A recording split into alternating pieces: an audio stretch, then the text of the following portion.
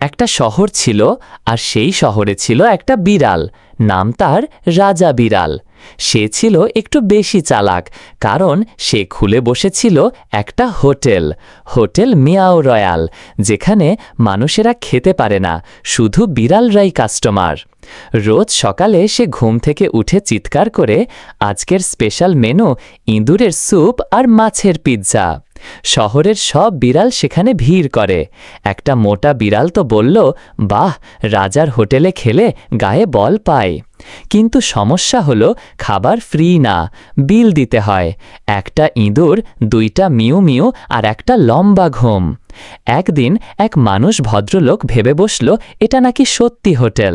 তিনি ঢুকে বললেন, 1 কাপ চা দিন। রাজা বিড়াল চোখ রাঙিয়ে বলল, তুমি বিড়াল নাকি? না হলে দয়া করে বাইরে যাও। তারপর ভদ্রলোক হোটেল থেকে বেরিয়ে গেল, আর পেছনে বিড়ালেরা হাততালি দিল, রাজা বিড়াল জিন্দাবাদ।